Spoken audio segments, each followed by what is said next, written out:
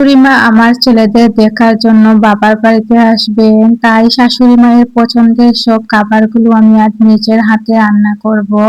গতকালকে আমার ভাই অনেকগুলো টাটকা মাছ নিয়ে আসছে, সবগুলো বিলের টাটকা মাছ। তাই আমি পরের দিন সকালবেলা ঘুম থেকে উঠেই সব আয়োজন করে নিলাম নিজের হাতে। আর এখানে একটা দেশি মুরগ এনেছিল, গতকাল রাত্রে সব কিছু কেটে ধুয়ে পরিষ্কার করে আমি ফ্রিজে রেখে দিয়েছিলাম, যাতে পরের দিন সকালবেলা ঘুম থেকে উঠেই রান্না শুরু করে দিতে পারি। আর এইখানে আমি মানে হাতে মাখিয়ে তারপর মাটির চুলায় রান্না করব।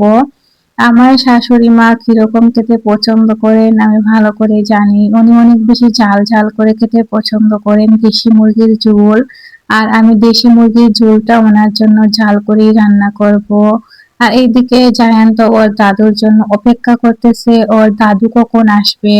আর আমি বলতেছি বাবা তোমার দাদু চলে আসবেন। আসলে ও ওর দাদুর জন্য অনেক বেশি পাগল, ওর দাদুকে অনেক বেশি মিস করে আর সব সময় ওর দাদুর কথাই বলে। তারপর আমি বললাম যে এখানে বসো এসে বাবা আমার সামনে। সো এইদিকে আমার রান্না হয়ে যাইতেছে আর আমি আমার শাশুড়ি মাকে কল দিয়ে বললাম মানে তোমরা কখন আসবে। উনি তো বলতেছে যে আমি চলে আসছি, মানে তুমি একটু পরেই চলে আসবো। তো এইদিকে আমি শিমের বিচিও রান্না করে নিতেছি, যাতে ওনারা আসার আগেই আমার সব রান্না হয়ে যায়, আমি সেই চেষ্টাই করতেছি। আর এদিকে শিমের বিচিটা আমি শোল মাছ দিয়েই রান্না করব।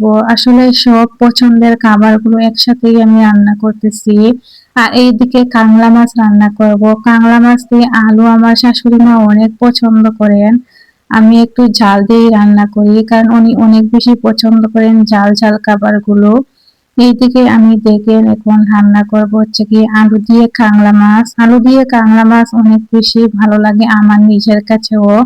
আর যেহেতু কাংলা মাছটা সচরাচর পাওয়া যায় না, আমার ভাই কিন্তু অনেক খোঁজাখুঁজির পর আমার শাশুড়ির জন্য নিয়ে আসলো। আর জায়ানের চাচুও আসবেন আমাদের বাসায়। আর আমি সব মানে ঘরোয়া মশলা দিয়ে রান্না বান্না করি। আমার রান্না খাওয়ার পর তো জায়ানের চাচু বললেন অনেক বেশি মজা হয়েছে। আর আমার আম্মু অনেক বেশি প্রশংসা করলেন। আর শাশুড়ি মার কথা নাই বললাম, উনি তো আমার রেসিপি গুলা অনেক বেশি পছন্দ করেন। এদিকে আমি কই মাছ রান্না করব। যেহেতু বিলের কই যেমনই ভাবে রান্না করা হোক না কেন খেতে কিন্তু ভালো লাগবে। আর আমি এখানে মাছগুলো ফ্রাই করে নিতেছি। ফ্রাই করা হয়ে গেলে তারপর আমি দিয়ে দিব মশলাগুলো। মশলাগুলো কষিয়ে এখন আমি দিয়ে দিব হচ্ছে গিয়ে একটু ঝোল। ঝোলের পরিমাণটা একটু শুকিয়ে গেলে দিয়ে দিলাম কই মাছগুলো। আমার রেসিপিগুলো কিরকম হয়েছে অবশ্যই জানাবেন। আজকের মতো এখানেই বিদায় নিচ্ছি।